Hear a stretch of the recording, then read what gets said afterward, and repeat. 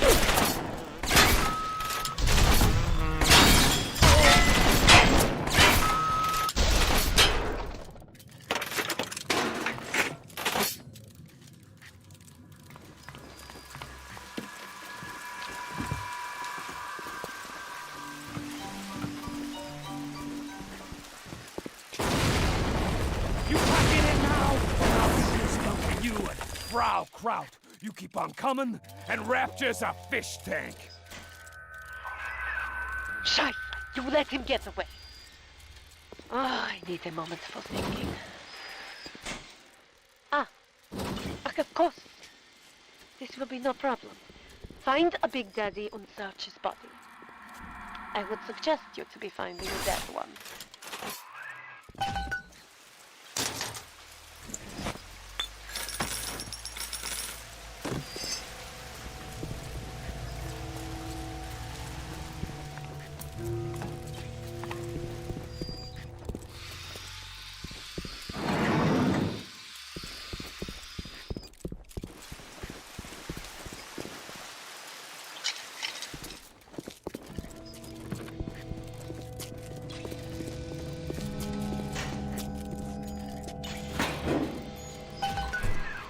You see the suit control system? So good, get it. That is step one of turning you into one of those disgusting big daddies. The only way to get through that door Fontaine went through is to have a little one open it for you. And they will only trust you if you look like, sound like, and even smell like one of those big, stinking brutes.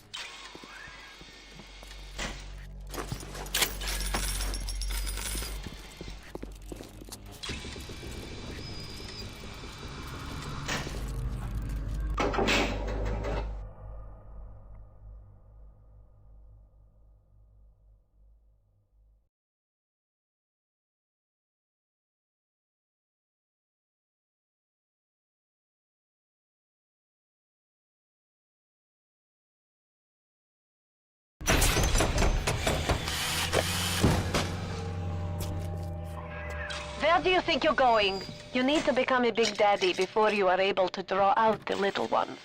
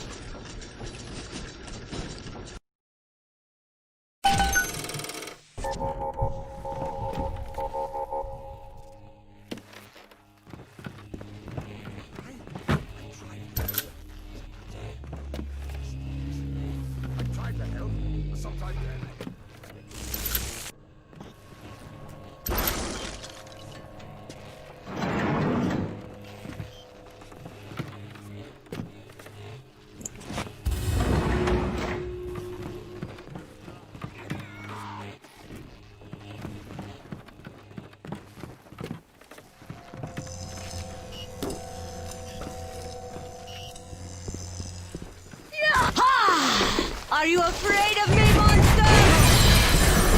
What is lost? Why are these boots here? There should be in fail-safe armored escorts. No matter. Take them, take them.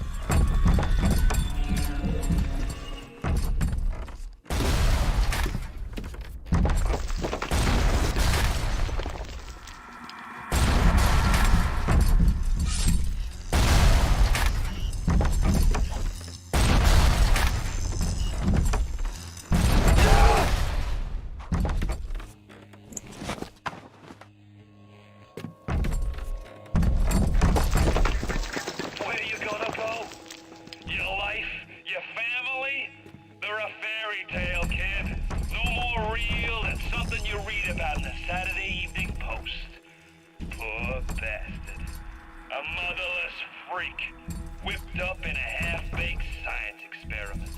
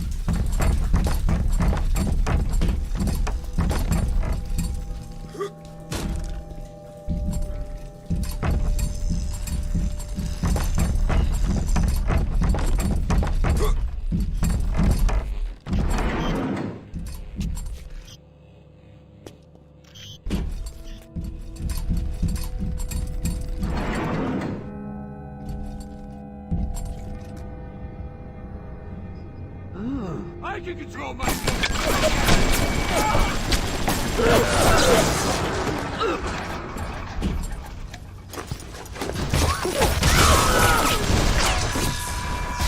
It wasn't enough!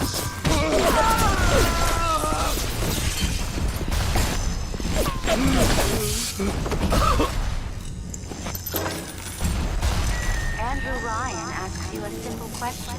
Are you a man or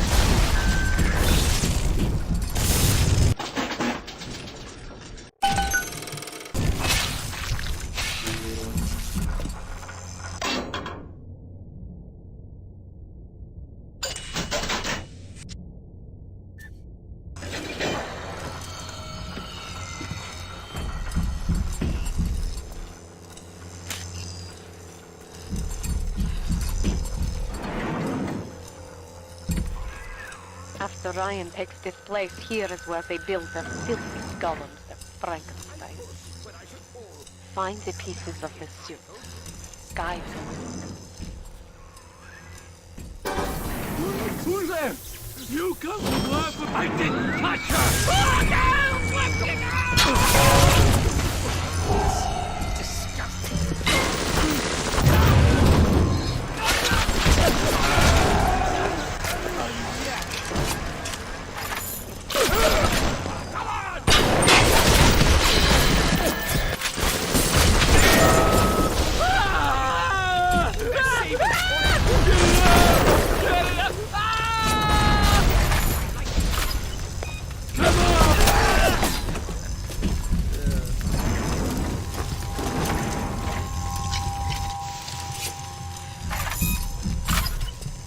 When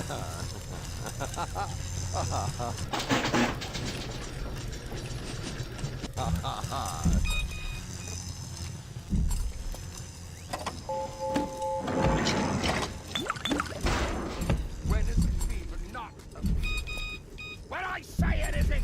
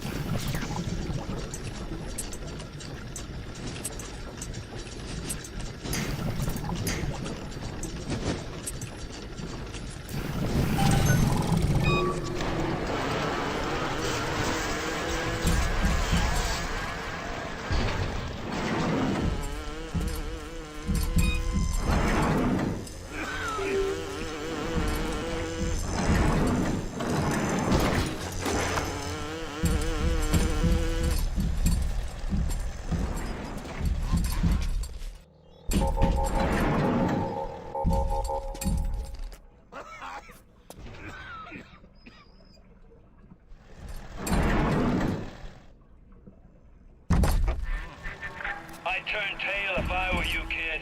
Ain't nothing here for you but tears.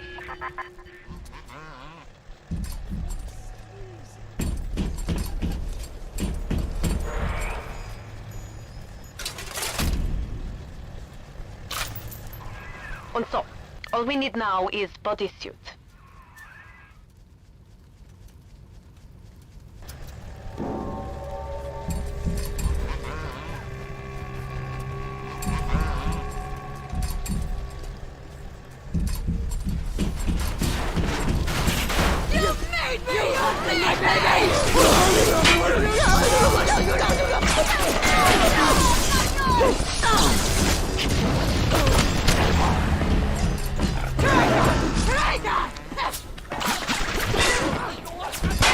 Come on!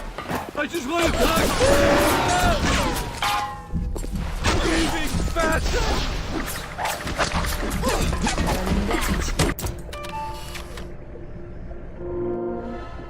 Don't look at me like that!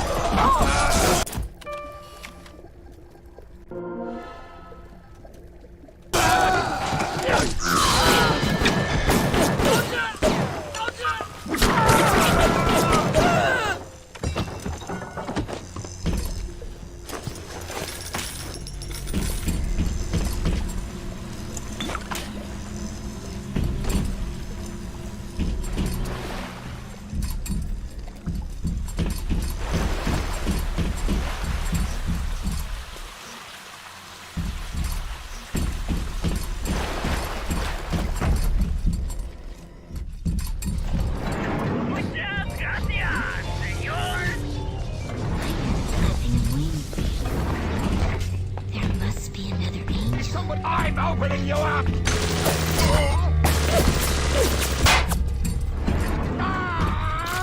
Sound of that.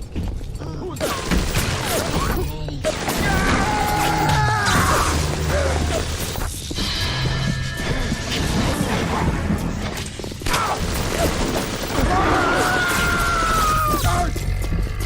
idiotic! Filthy child! Filthy fucking machine!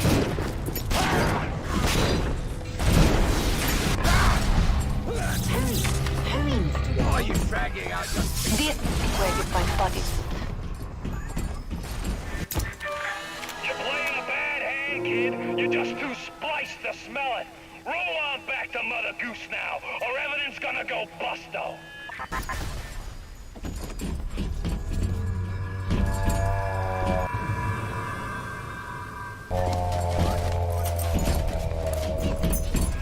We are getting somewhere. Now we will find some pheromones for you and a voice box. Let us go now. We have got the work to do.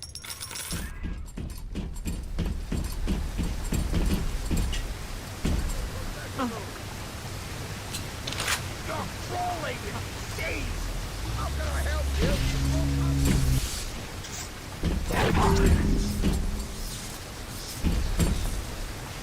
My village full of angels. Time for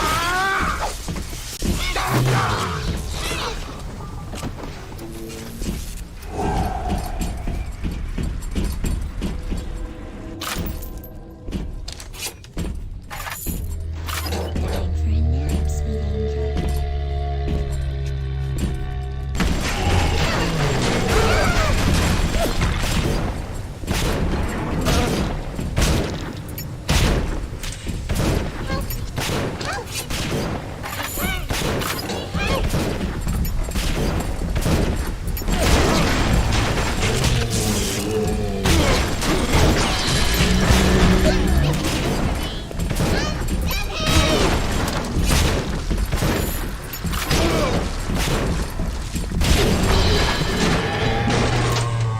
Please get up, Mr. Bubbles. Please. No! No! No! No!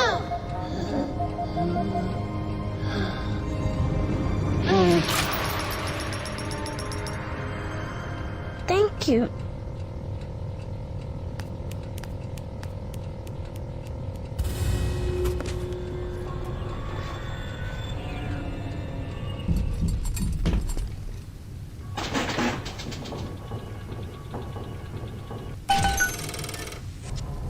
Bienvenido al amorito.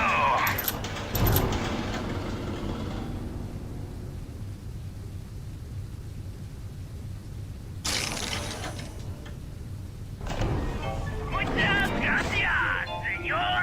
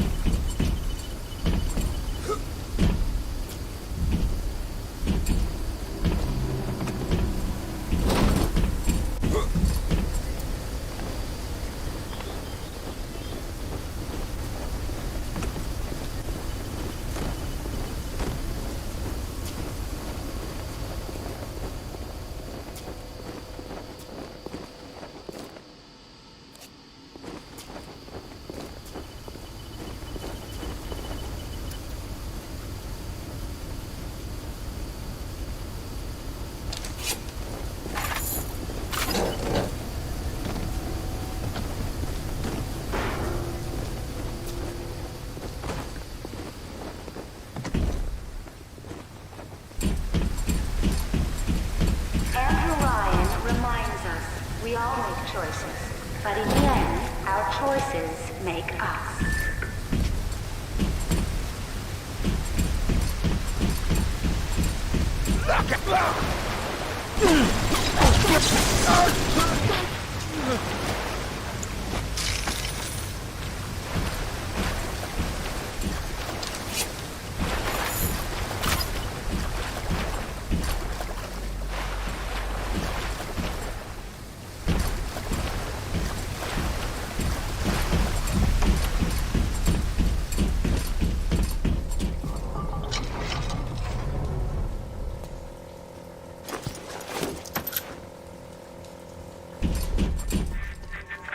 Look around you. There's nothing to see. Rapture's a mausoleum, a goddamn cemetery funhouse. And you and the crowd is just ghosts.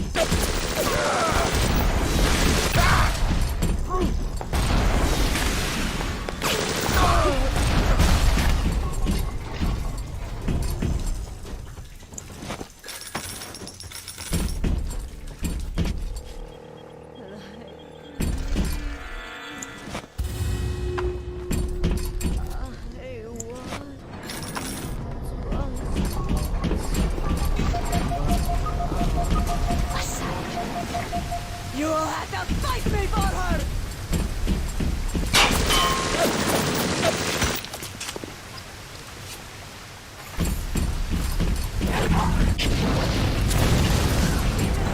Fight me, you bastard!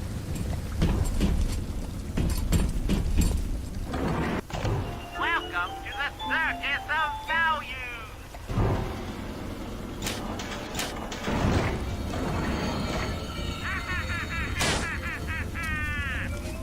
Feel your cravings at the Circus of Value! Not finished! Fontaine, scary son of a bitch. But Ryan, cheap son of a bitch. You get no reuse protector suit. Take a man, grab the skin and organs straight in the suit. Otherwise, your suit not work. Ryan say Big Daddy too expensive. Ryan can go suck a egg.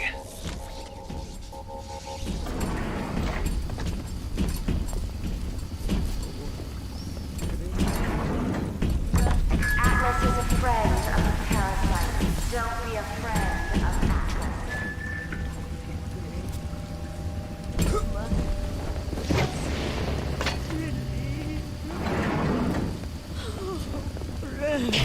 What's there? Sweetheart, where are you? Come on.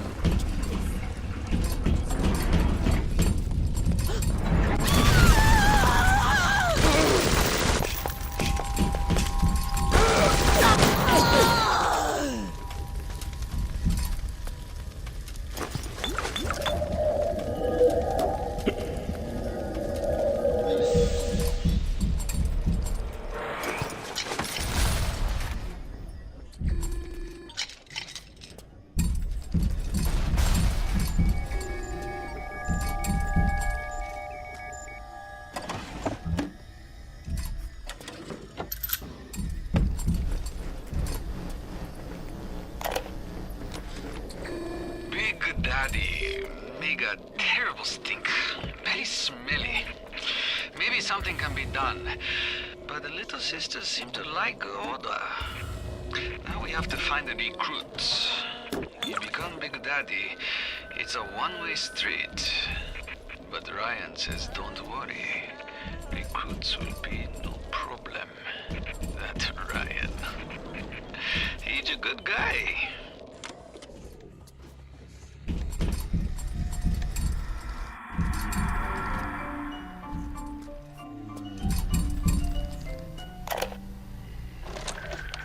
Could I have made mistakes? One does not build cities if one is guided by doubt. But can one govern in absolute certainty? I know that my beliefs have elevated me just as I know that the things I have rejected would have destroyed me. But the city, it's collapsing before my eyes. Have I become so convinced by my own beliefs that I have stopped seeing the truth? Perhaps.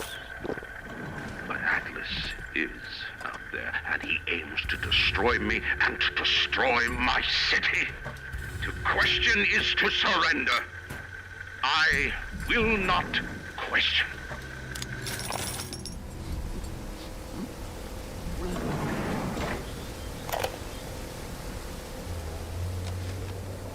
War a terrible thing.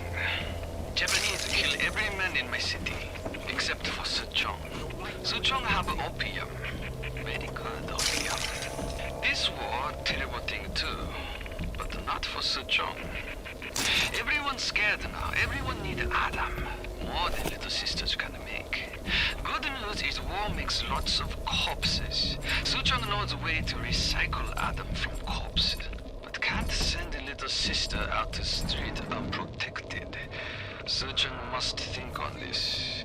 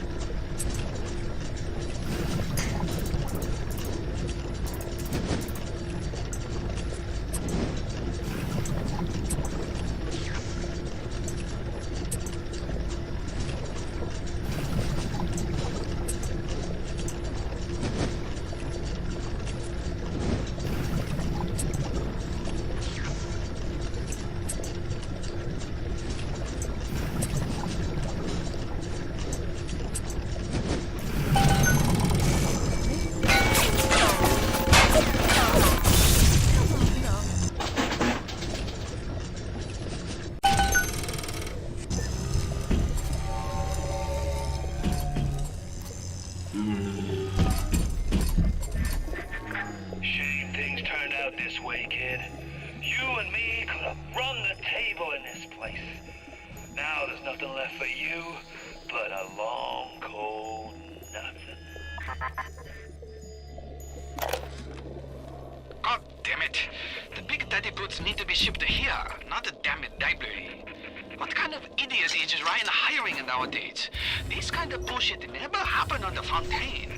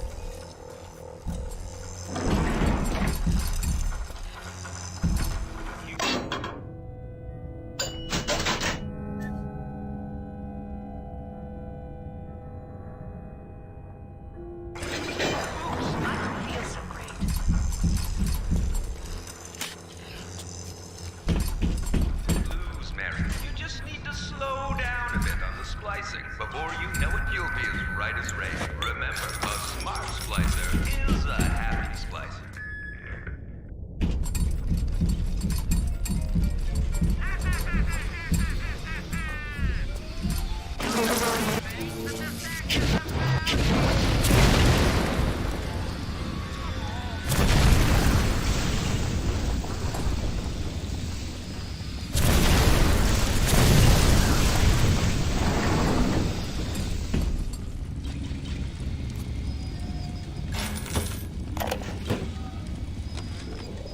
Fontaine is dead. Bad for Fontaine. Good for Suchong. Play hard to get for a bit. Then Mr. Ryan get hungry for me. Tenenbaum gone, Fontaine gone. Suchong only one who know all about little sisters. Like I said, it's very good for Suchong.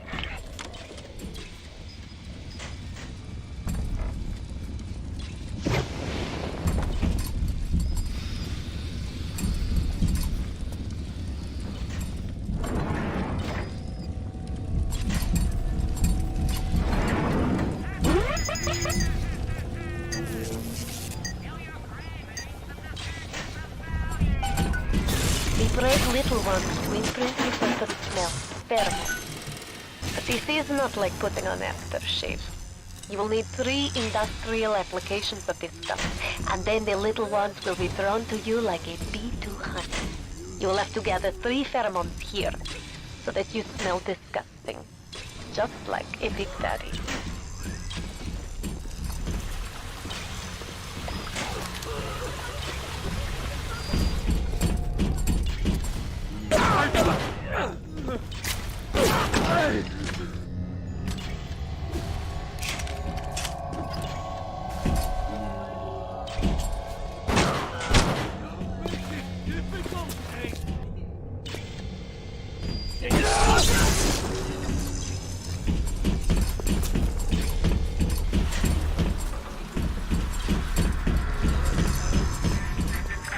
You pushed me too far, kid. When you're cold and stiff, I'm gonna go over to Mother Goose's house, and I'm gonna take it apart, piece by piece, and brat by brat. Consider it your legacy. I can only be glad I am nowhere near you and that awful stink. Why the little ones are drawn to the smell of those pheromones is beyond anything I can understand. I know why it has to be children, but why just girls? This I cannot determine why, but I know it is so. Fontaine says, one less bathroom to build in the orphanage. It is amazing to watch the effect of Adam on their small bodies. Their own cells replaced by the new stems the instant they are damaged. These children are practically invulnerable. It is a shame you could not do the same thing to an adult. There would be quite a market for a man you could not kill.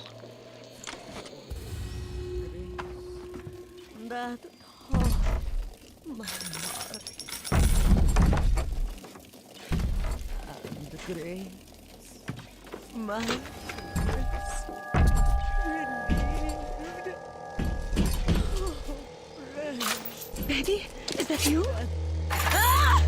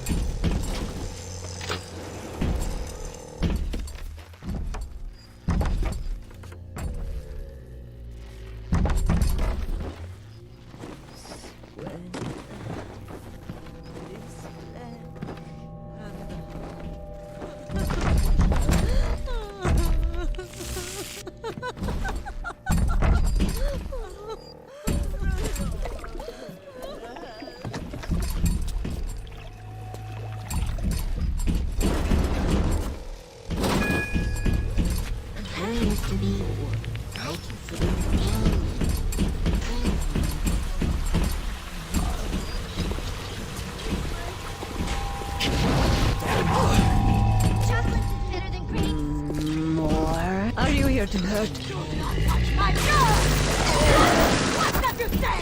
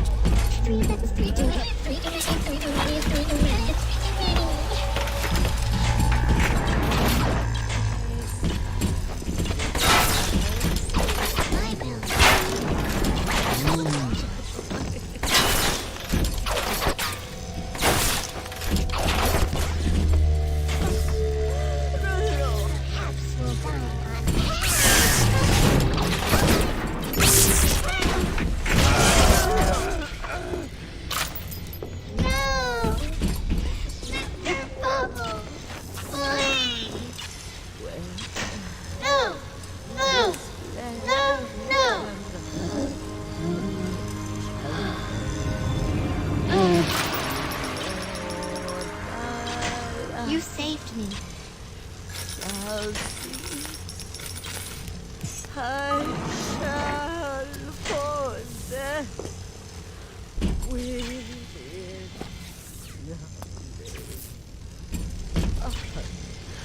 alive. Oh,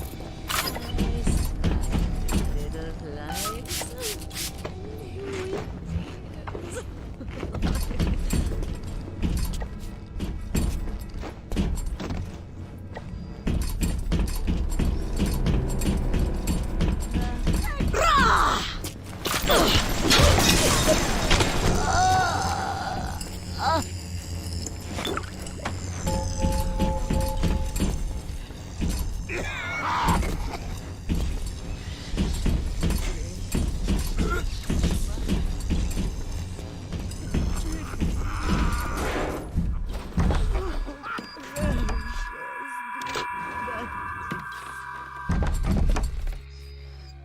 The hour I first believed.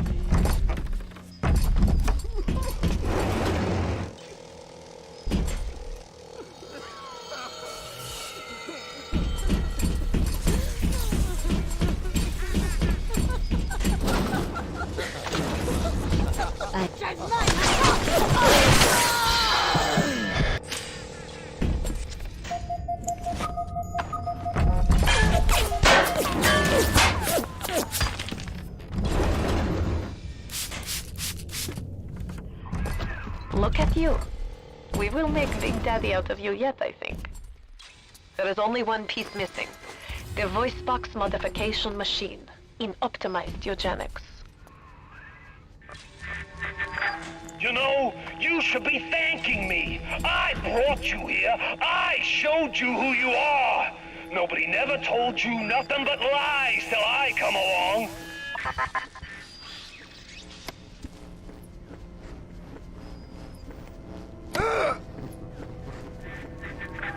Has Mother Goose really got her hooks into you?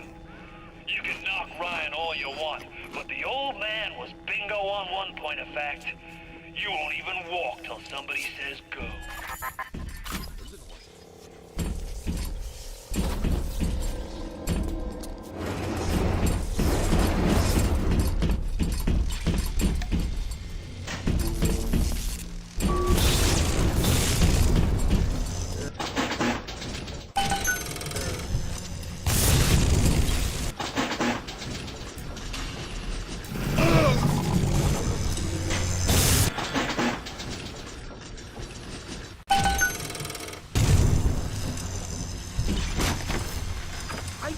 When I should call a man entitled to a few steaks.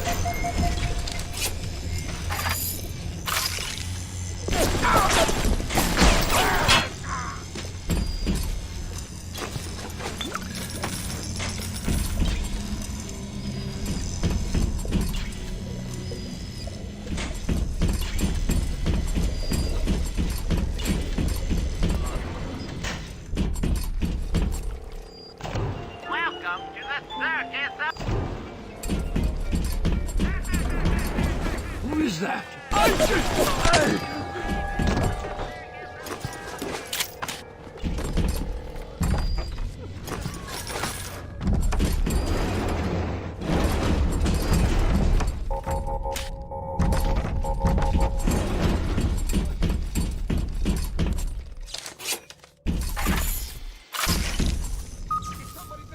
Keep away from my patients!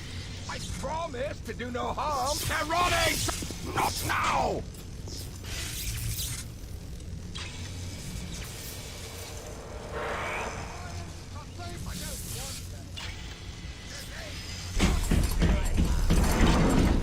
Quick, someone shut the door!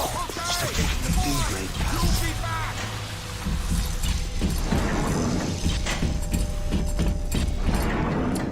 The parasite hates three things: free markets, free will, and free men.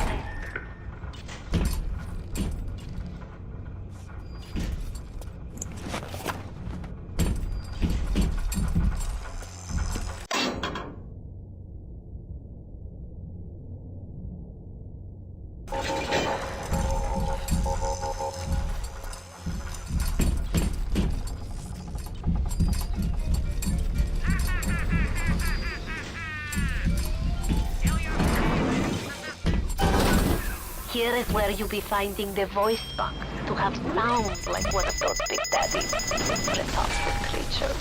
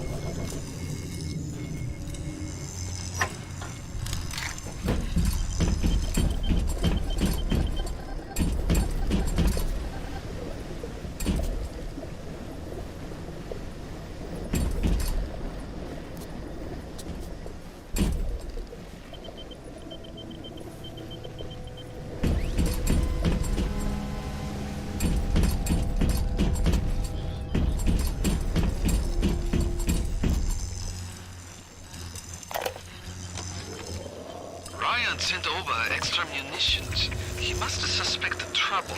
I will lock them up near the protector labs and set the code to 1921. I don't expect we'll ever be needing them, though.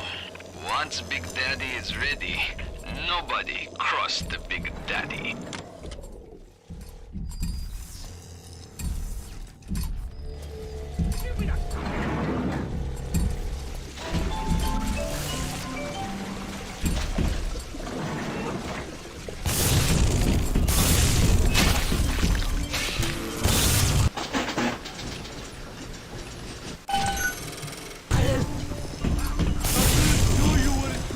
I'm not a bad person!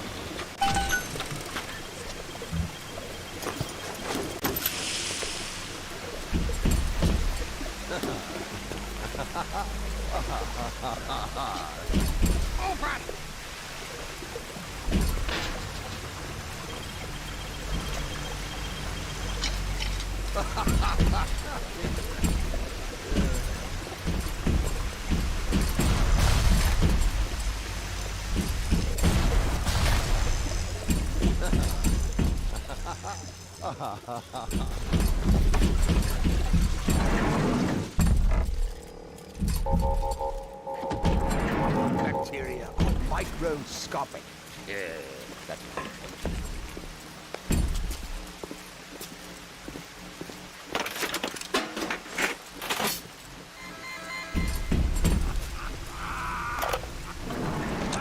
I'll admit Fontaine showed some foresight when he built up the plasmid business, but the man really never understood sales. Hiding those little girls beneath a bushel. I've just seen the preliminary design work on the new plasmid machines, and they're exactly what I wanted. Mark my words, presented properly, those little sisters are marketing gold.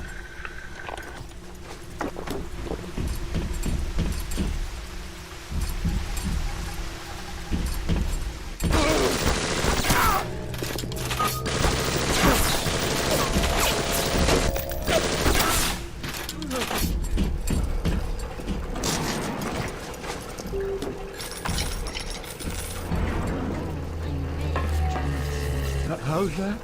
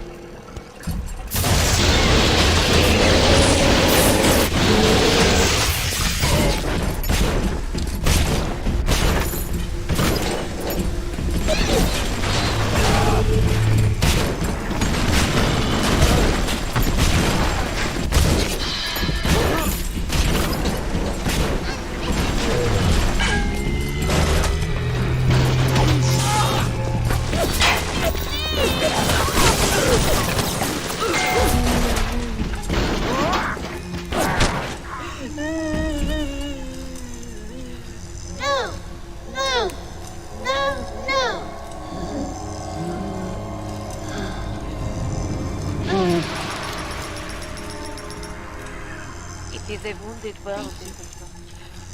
How can I thank you for this? I send another little one with a token of our appreciation.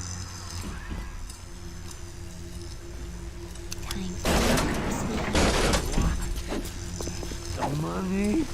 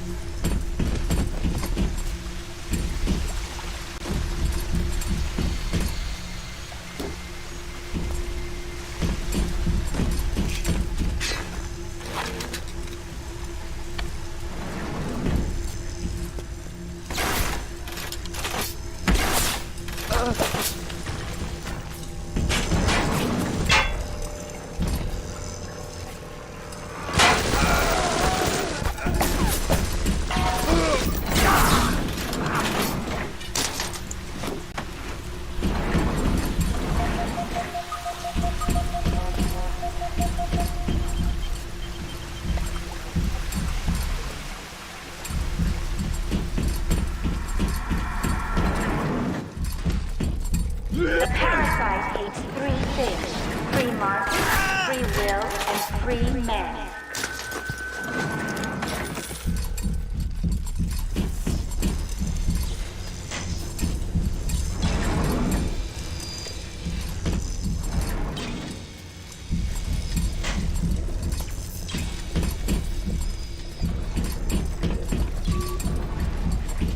Things were supposed to work out for me down here.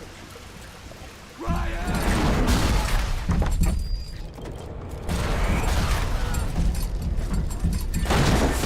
You think turning yourself into one of those tin men is a two-way street?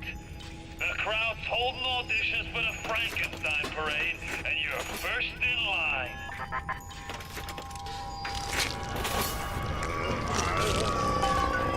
Yes. Now this is a big daddy. Are you ready? Now go to the Little Sister vent by the proving grounds. I got Rapture now. I've got the Atom now. You think that tin suit's even half enough to put the scare in me?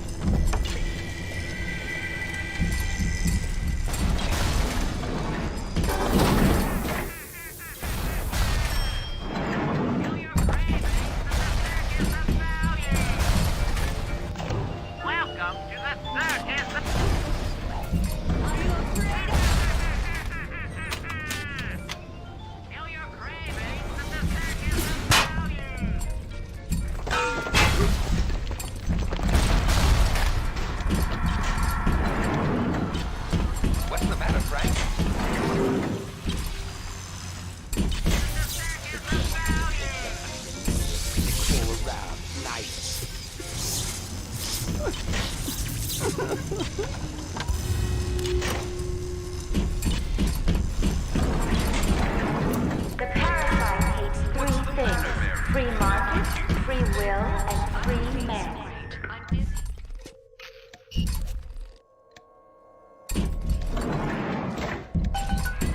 You need to bring them out of hiding and then they'll let you in the door.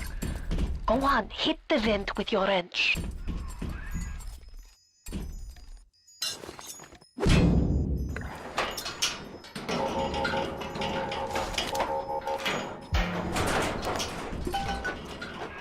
Und bitte, it would mean very much to me if you will be gentle with the girls. Mein kleines Mädchen.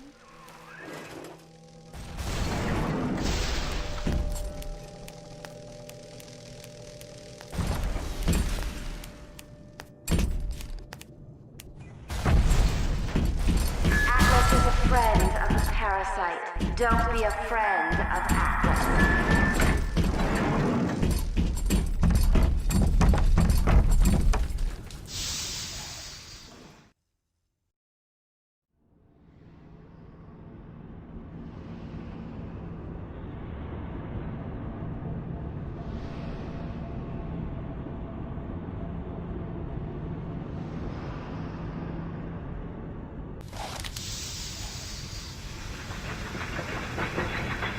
The little ones will lead you to Fontaine, Hurry, Mr. but you B. must protect them. Angels are waiting for our kiss.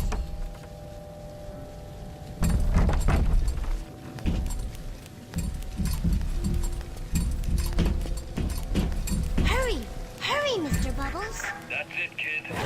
It's been a long road. You don't even remember most of it. Put you on a sub when you were just a sprout. Hop, hop, Mr. B! No time to wait!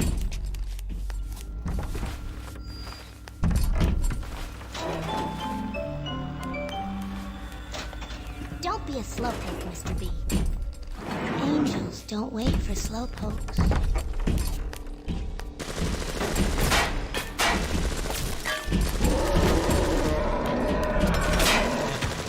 Hurry, Mr. B! I can see angels dancing in the sky.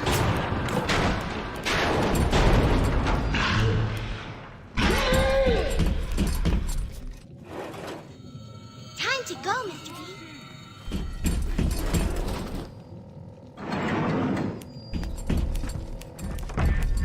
Hurry, Mr. B. Angels are waiting. I really wound you up with that wife and child bit. Oh, me poor Moira. Me wee baby Patrick.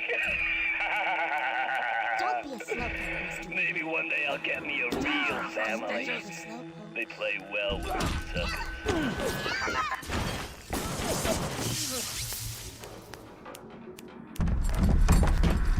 Hurry, Mr. B. I can see the angels dancing in the sky.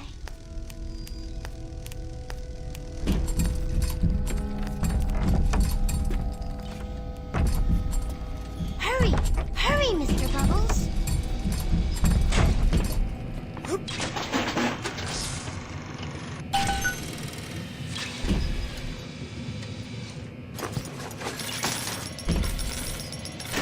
Time to go, Mr. B. Look, Mr. Bubbles! Adam! Even though they are physically free of the need to gather, each one's mental conditioning still holds them to their terrible task. Of sins such as these, they can never atone.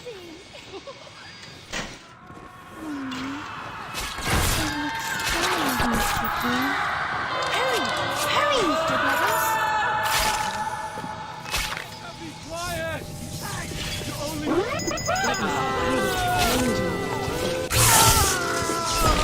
Hurry, Mr. B! Dancing in the sky. 6 times 2 is 11. Hurry, Mr. B!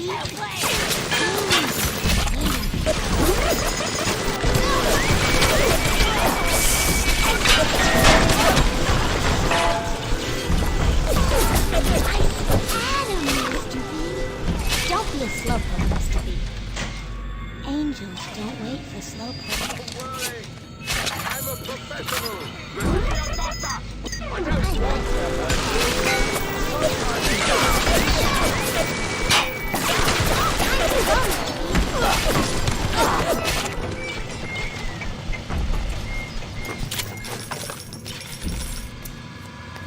Hop, hop, Mr. B. No time to wait.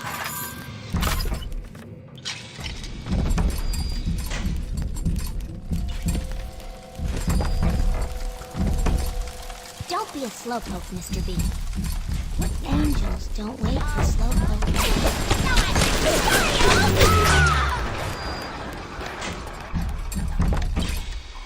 Watch out! For certain their harvesting will draw the attention of the slicers. Smell the Adam on this one. Hurry! Hurry, Mr. Bubbles!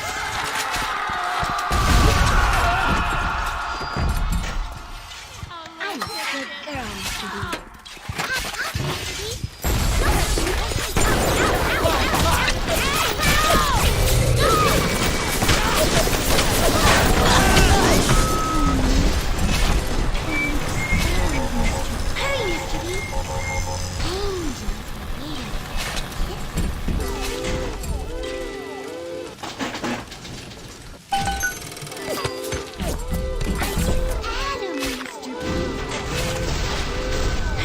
B.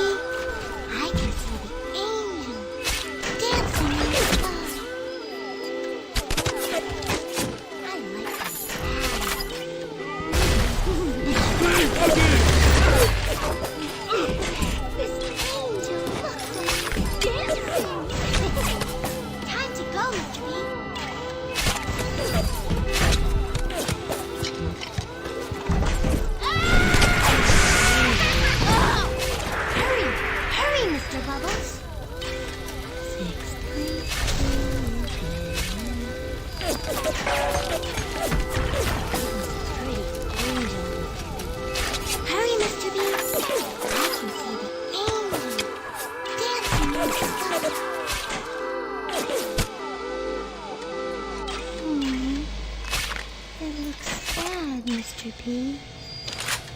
Hurry, Mr. B. Angels are waiting for us. I see Adam, Mr. B. 6 times 2 is 10. Mr. B, no time to waste.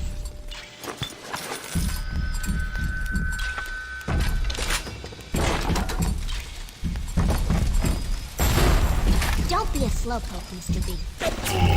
Angels don't wait for slowpokes.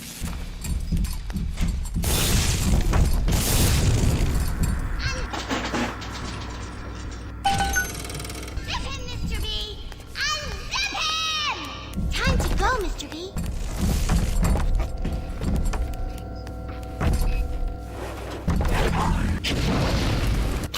Hop up, Mr. B. No time to wait. Hurry, Mr. B. I can see the angels dancing in the sky. I'm ready for dream time, Mr. B. Hurry, Mr. B. I can see the angels dancing in the sky.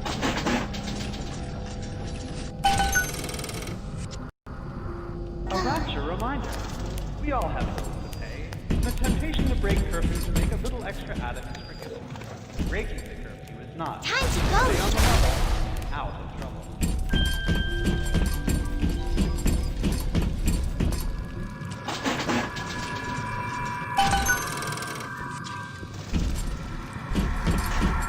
Hurry!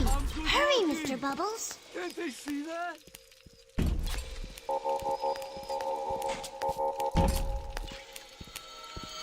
Don't be a slowpoke, Mr. B. Angels don't wait for slowpokes.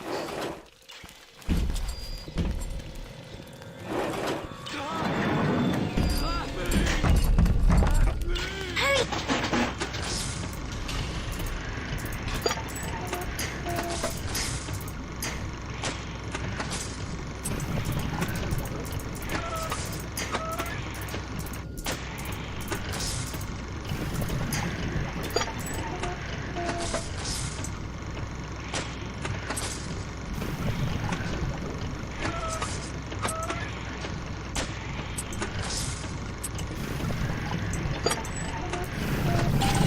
Mr. B, angels are waiting for our kisses.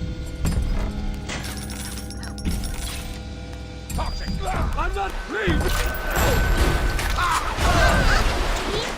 No time to wait.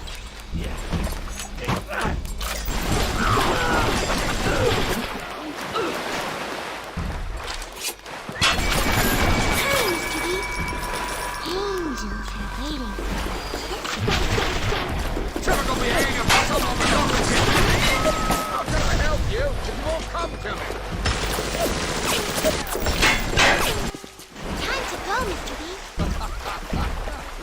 Hold still, and it won't crack!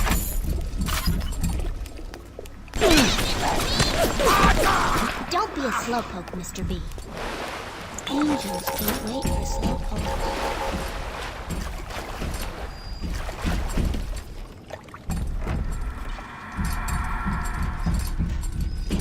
Hurry! Hurry, Mr. Bubbles!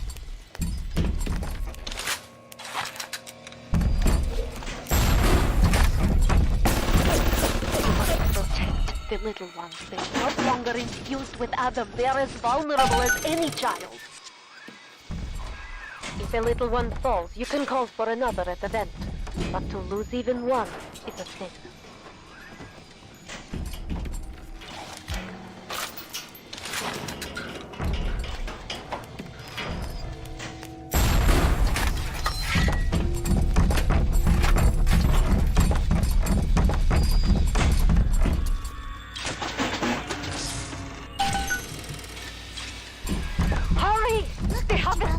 The attention of the splicers.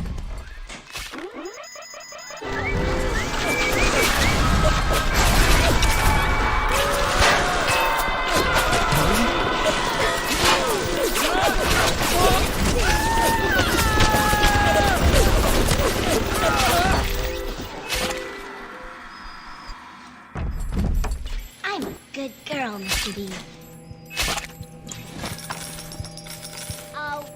It was a pretty angel, Mr. B. Stay for me!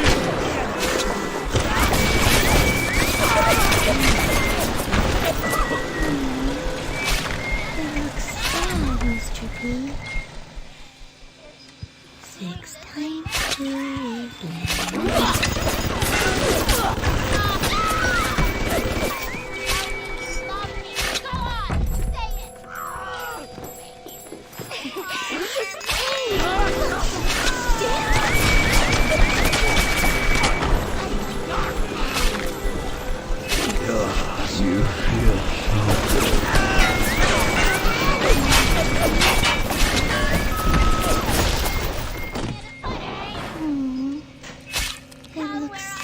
Mr. P. This angel looks like dancing. Do you love me now? 6 times 2 is 11. I'm a good girl, Mr. B. I see Adam, Mr. B. It was a pretty angel, Mr. B. I like it, Adam. It makes me special. It looks sad, Mr. P. Come here and say that to my face, you slimy. I see Adam, Mr. B.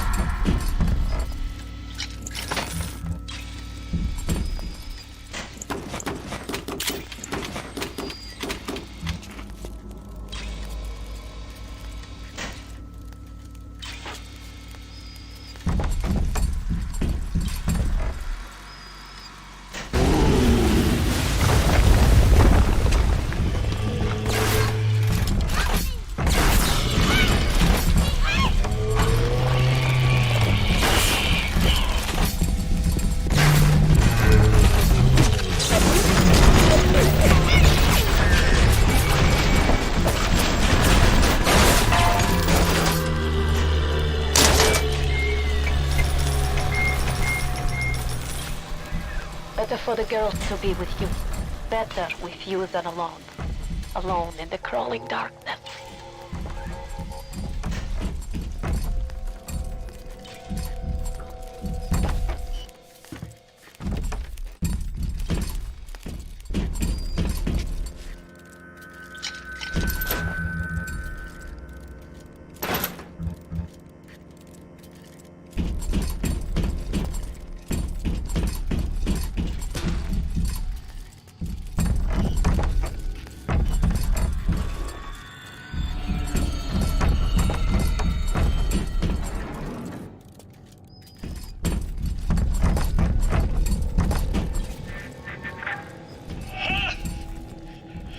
might be plenty for the working scrubs and the pencil pushers, but I need more. More! I want a spice! There ain't nothing left to spice with! Fontaine is nearby. You are reaching close now.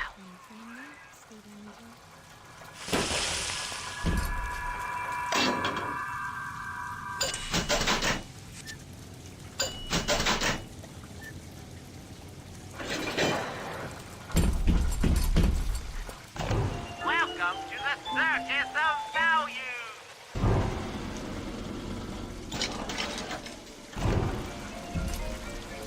Bienvenido al Movanido! Feel your cravings to the Circus of Value! Muchas gracias, There! señor! You must use the needle of the little sister to drain Fontaine of his Adam. It is the only way to defeat him. Here, take this. Stick it in the bad man. Fontaine waits above. There will be no going back from here. Make sure you are ready to face him before moving on.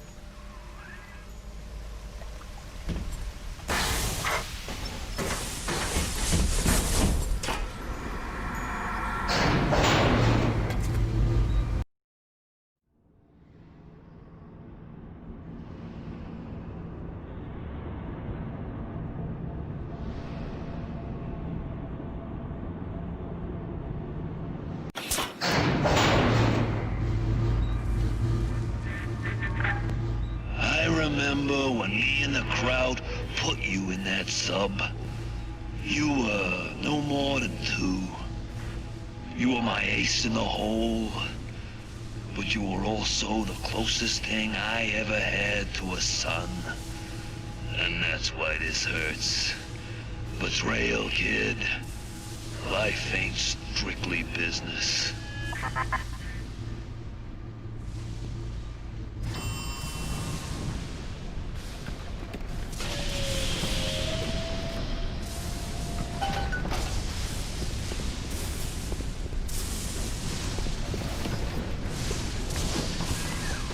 Go! Go now! Hit him with the needle! Come and get it, Mook!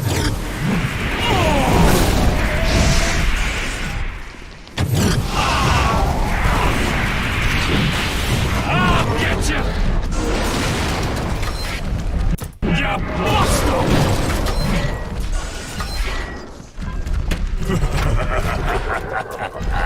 There it is!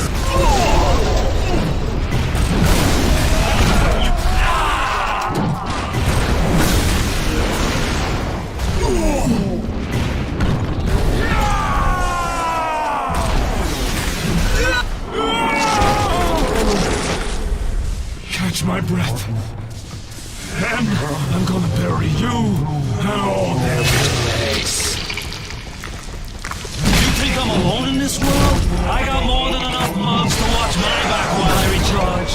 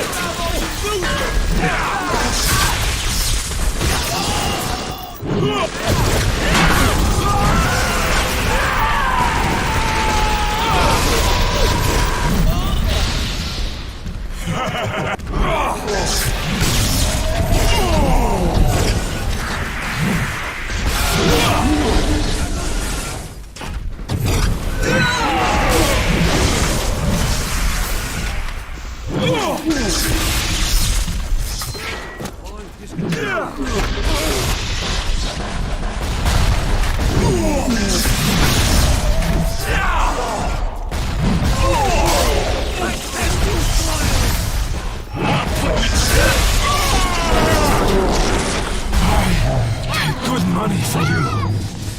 This is what I get.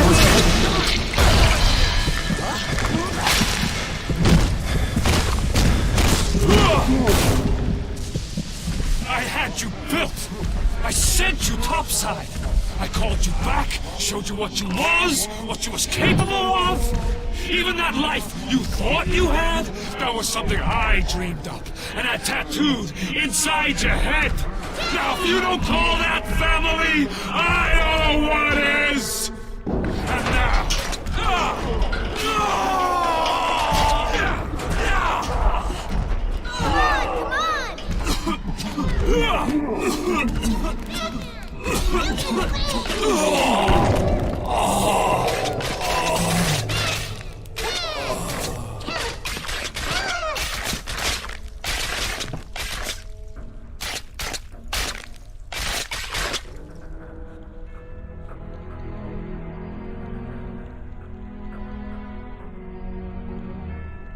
They offered you this city.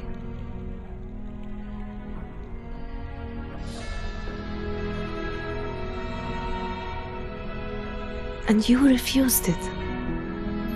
And what did you do instead? What I've come to expect of you. You saved them. You gave them the one thing that was stolen from them. A chance. A chance to learn. To find love.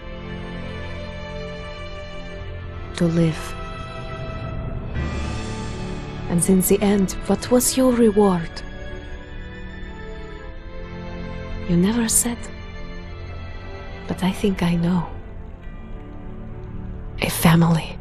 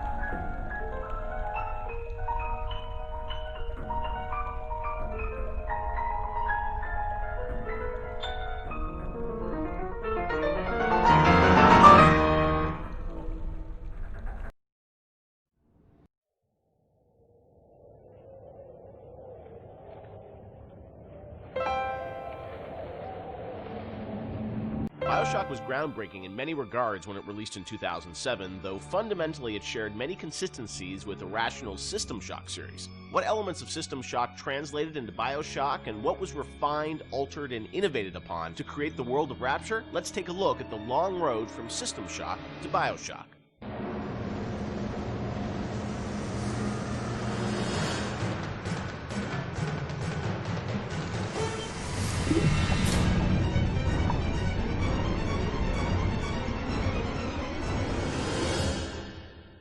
Everyone knows where the game ended up, but I think fans would be interested to learn where this game or the idea of doing this game started. And I think, you know, folks know System Shock and the legacy of that game, huge fan base. Did it start as a System Shock game initially?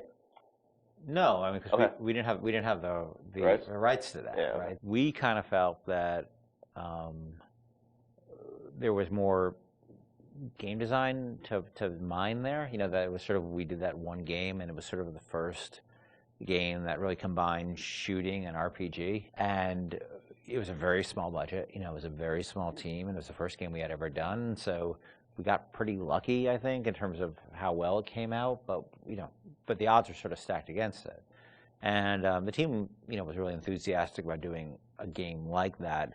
You know, and time had evolved, and the team was much more. We had done a bunch of games together, and we were, you know, we had a stable technology base, and we were like, okay, well, which System Shock 2 was not. I mean, that engine, no game had ever shipped on that engine. It was a very crude piece of technology. Most of us had never shipped a game at the time. So like, well, what if we had a stable technology base, and we had a team that was more experienced and more seasoned, and we had, you know, an actual, like, art director, and, you know, which we didn't really have on System Shock 2. You know, what could we do? And so I think there was a lot of enthusiasm in the team to really try to do a more mature version of that kind of game.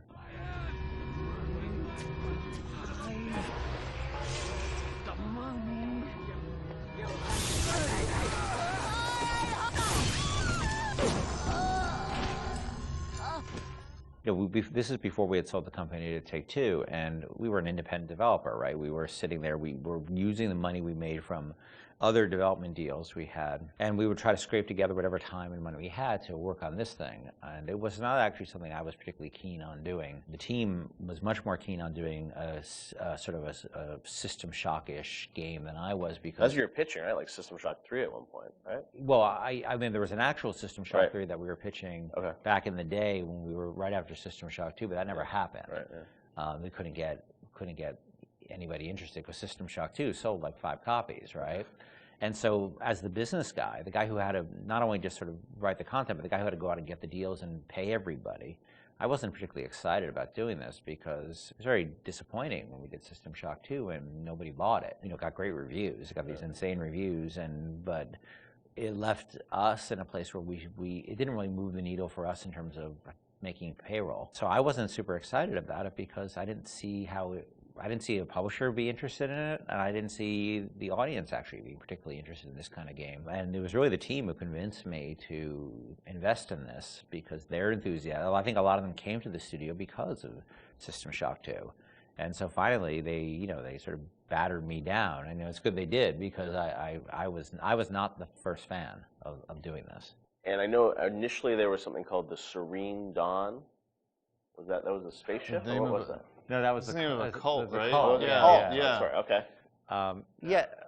That one's, I think, been lost to the... If I remember correctly, Serene Dawn was a cult. You were playing as a deprogrammer that was infiltrating the cult, and your name happened to be Carlos Coelho, who was one of our programmers at the time. It's named after him, yeah. Then there was a story notion that I always really found interesting, which was that you have these cults, and you have sometimes people who they're these sort of characters who are really live on the edge of the gray morality, which is these guys who come in and essentially kidnap people out of these cults or rescue them, depending on how you look at it. Because what it really is, from a functional standpoint, it's a kidnapping, right? You're coming to an adult and you're saying, you're hired by their parents or whoever. And this was in the story, it was like a senator whose daughter joined one of these religious movements called the Serene Dawn, you said? Yeah, Serene Dawn. And I always thought that was a really interesting tension of this hero who's basically a kidnapper.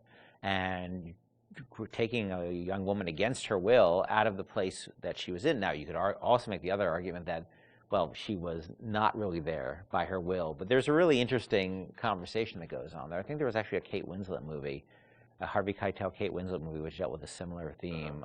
Because usually you hear that story, you know, these deprogrammers as a sort of heroic kind of notion. But I always thought that, well, there's something interesting about agency going on there, and about are people entitled to make bad mistakes, or is it a bad mistake? It all depends on the person. You know, and I'm not a fan of religious cults or religion in general, but there seemed to be an interesting discussion of freedom there and independent decision making, and I thought that idea was cool, and that was sort of the basis of it for a while. But it was really mostly for the purpose of we needed something to go out and pitch to publishers, and so we know we didn't have a ton of time to really develop it. So that sounded like, all right, this will do for now. And was that pre-Underwater City? I mean, this was just like an idea for a story. We may have stepped away from that to do the cult thing, but then we went back to the underwater. No, we had that one room, remember? We had the one World War II room with the roaches on the ground and like these weird test tube things that you could walk around. I don't know where that fell. It could have been underwater.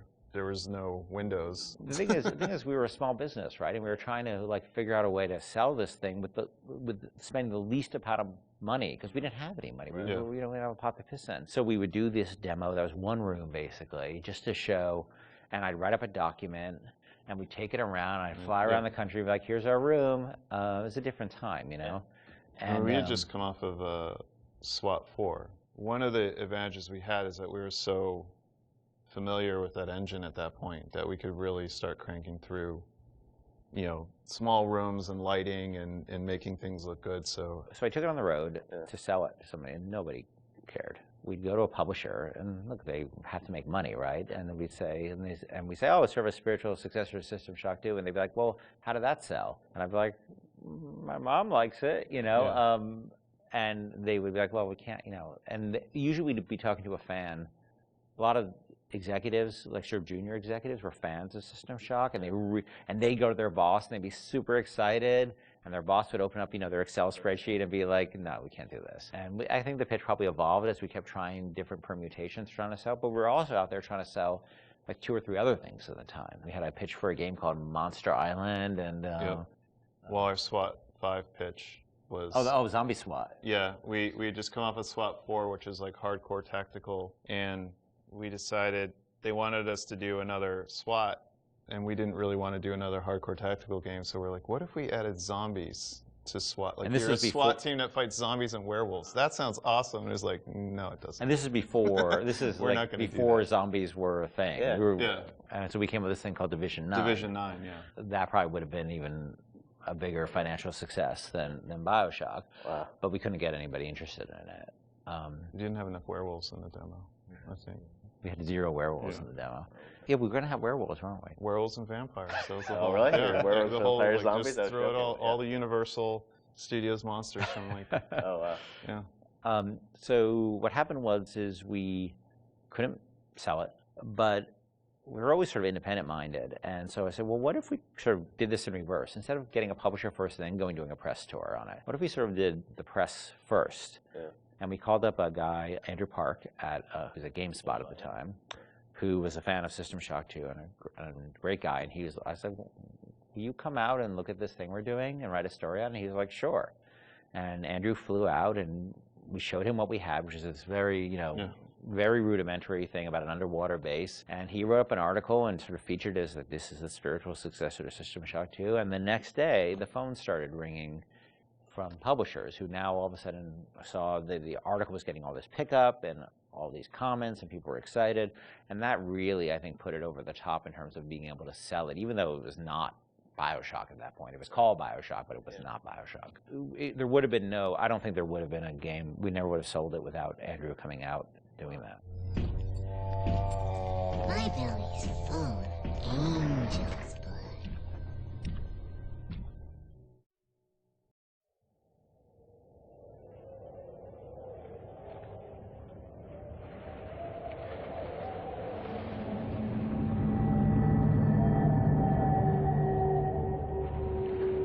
Nailing the perfect marriage of story to gameplay is a science that many developers still struggle with today. Bioshock has left an indelible mark on gaming narrative that can be seen and felt in many modern releases, but Irrational's motto remained from the beginning: don't start with the story, start with the gameplay.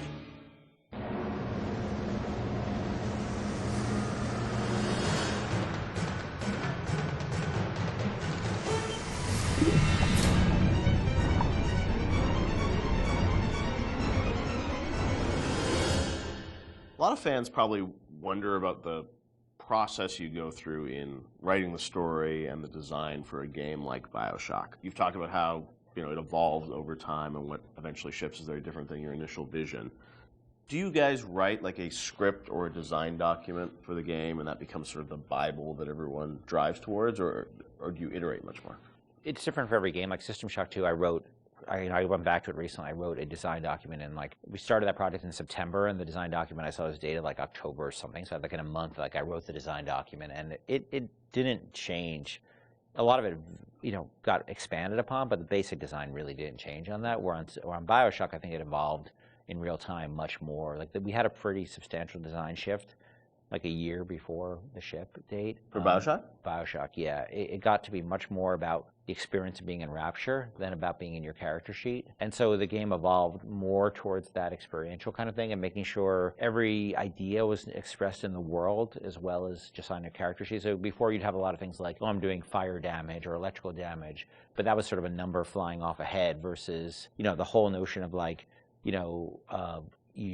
there's barrels and you light them on fire and then you can pick them up and throw them. But you'd have stats coming off characters and all that stuff? Much more so. Oh, really? And that evolved, we did a design shift, but I don't know how well that got documented. I think we were moving so fast that we were just sort of changing things, laying down the tracks as we went right ahead of us. And the same with the screenplay, the screenplay there is no screenplay. It's a bunch of probably Excel files and fragments of Word documents that I'd write it. I'd go to recording sessions and I'd rewrite on the fly once I hear the actor perform, because once the actor takes on it, you listen to their voice and you say, what you wrote doesn't really matter. What is the right thing for this actor playing this role to be saying?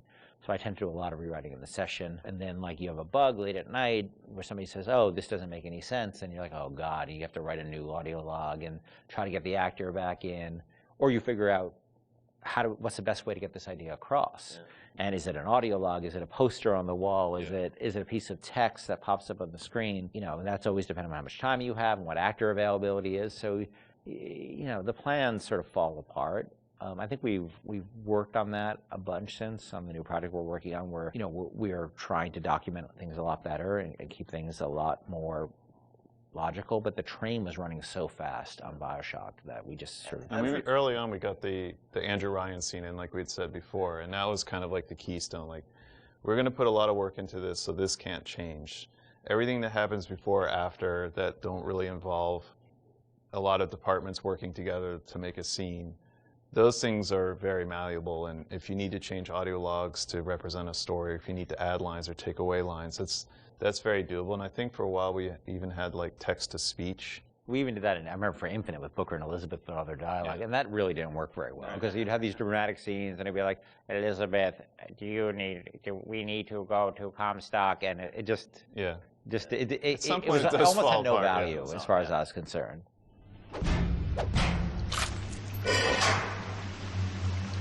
Atlas radioed on ahead. Says you were looking for an invite to the fisheries. Nuts, I say. But if you heads up to the Wharf Master's office and find old Peach on research camera, maybe I could manage an invite. Ken has so much of, these games in his head, and you're sort of, you can keep it all straight, or try to, with all the different things and changes. But from the team perspective, Sean, because this is evolving and Ken's thinking in his head about how this all ties together, how does the team sort of keep up with, what the whole game is going to look like? There's a lot of specifics that can change. For instance, Atlas used to have a Southern drawl. Right. And then, we recast to the Irish. And we actually cast an actor, wrote the lines, did the whole thing, and realized that people hated that character and distrusted him from the first start. So we had to rewrite him, recast him, redo everything. Yeah. From a team perspective, you kind of get a sense on which things are going to be really volatile and that you probably want to push off till later, because if you work on it now, it might change. Larger themes don't tend to change too much, meaning we knew we were in Rapture, we knew we had Big Daddies, we knew we had Little Sisters, we knew we had Splicers, we knew what the arc of the story was about Jack coming into Rapture, and the specifics of this radiolog versus that radiolog didn't really affect anyone outside the audio team at that time, because we could still build the environment. We still knew what the environment was. We still knew what the animations were. There are areas you learn just by working in the same space for a while that this scene, I'm not touching this yet because I know that it's going to get changed a lot. I think these themes are pretty nailed down, so I'm going to focus the team on getting these things done. I won't leave you twisting in the wind. We're gonna need to draw her out of hiding, but you're gonna have to trust me.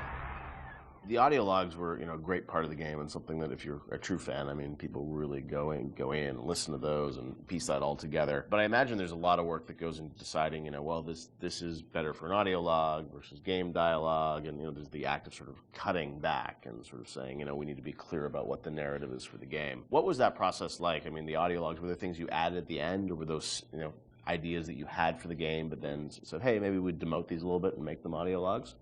As Sean was saying, there's sort of a hierarchy of expense that you have to face, and so any ideas you have to get across, especially as you start playing the game, you realize, well, this doesn't make sense, that doesn't make sense. You have to figure out how you can introduce that idea. And generally, as the train is moving, you try to think of cheaper and cheaper ways to get those ideas across. If it's less important, it goes to an audio log. If it's less important, it goes to a poster on the wall. Well, there's also characters that you can bring in that have audio logs that aren't. Atlas, Tenenbaum, those are your big ones. You can bring in somebody to do a short, a few different audio logs. It's a character that some players may not even find, but it adds a little bit of depth to Rapture. And it also, usually each character generally is about a certain idea, and we don't just sort of come up with characters like we have an idea problem that we need to solve, and so let's introduce a character who's this guy, and he will be the guy who sort of shepherds you through that idea. Julie, my dear, I am trying to run a business here. You want to spend time with my honeybees? Well, I'm gonna have to start charging you for the pleasure. If I come out one more time and find you lolling out there amongst my hives, I'm grabbing my shotgun. As to your question, yes, my days in beekeeping school are a blur, but I do seem to remember something about that enzyme you keep blabbing on about. So as you're going through the game and, writing things, rewriting things, were there things with the original Bioshock that you've always been surprised that more people didn't pick up on, or was there something that, a connection to a character you thought was really going to resonate with people, which, didn't? Anything like that? No, it's the opposite. I was amazed, I don't know how you felt, but I was amazed how many people connected to the Would You Kindly stuff. Because I think it was when I wrote that speech, I don't think anybody on the team was like, oh my God, this is really this or that. And I don't think I really had any sense that people were going to connect to it. I think we ended up sort of over time finding more ways to support the notion throughout the game. Yep.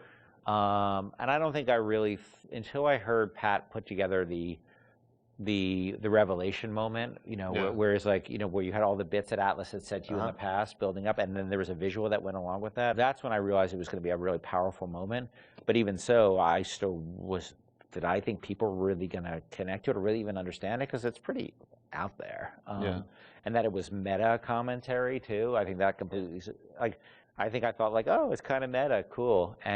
But people connected to it in a much bigger way. Yeah, the choice to age and everything, and also just, being able to kind of roll back and think of all those other moments throughout the game. And so, a great revelation like that, they're few and far between in games where you sort of then you want to play it again, you're just oh wow, really, that does all make sense, right? Yeah, I think as a team, we were definitely proud of what we had done. But up till that point, SWAT 4 was the biggest game that we worked on, and we had no expectation of that anybody would pick this up. Or even Bioshock cosplay. I remember the first cosplay I saw with the guy in the Big Daddy suit, and his little daughter was in the kitchen cabinet. I think that was the first one I saw. I was like, whoa, people know this stuff. That's insane. Yeah, people were building these outfits, and that only expanded with Infinite. I mean, that sort of went crazy with Infinite, with people cosplaying Elizabeth and Luteces and Booker. It meant a lot to people, and I don't think that's something we ever saw coming, and we're deeply grateful for it, because it's one thing to make a game and get good reviews and stuff like that. It's another thing to have things that people are having their weddings themed around it, and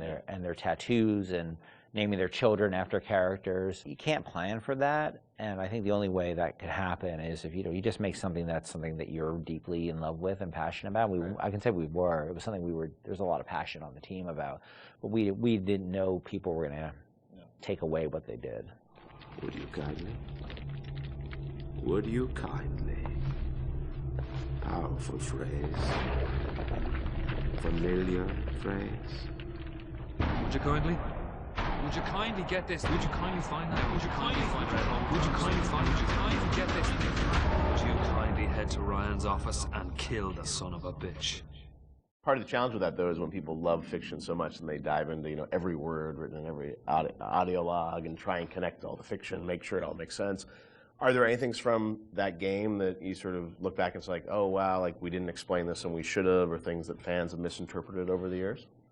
There are things we think that we did that should have or shouldn't have been in the game. Like I was never a fan of having two endings, and I think that's where the publisher was asking you to sort of have a. That was the one thing that 2K, and they were very hands off. That was the one thing they insisted on, and it's not something I really thought was a good idea, because they're still limited, even though they're multiple. They're still limited, and so that was something that we ended up doing. One of the endings was far better than the other one. I mean, there's no. It's clear that I was much more interested in the happier ending with the little sisters than I was with the nuclear submarine ending. I'm sure part of it was the idea that if this game is, if you're making a choice throughout it, I'm sure when some old people are like, oh well, then it has to be a payoff, right? Right. Except the game was really about lack of of choice. About there not being a choice. So that always struck me as a tension that was weird. But look, at the end of the day, they were putting up a lot of money, and so I can't really complain. They weren't dictatorial at all during the development. So that was the one thing. But that's a game that I wouldn't have put the boss battle in, the final boss battle. Like we seem to end up doing that over and over and over again. Every time we start a project, I'm like, I'm never going to do that again. We're never going to do that again, and we end up doing it. Right. We're not good at boss battles, and that you're fighting that guy, and look, this is the naked dude. It just doesn't work. Totally makes sense. But and it works pretty well up till then, but then it doesn't. It just doesn't work. That boss battle's silly.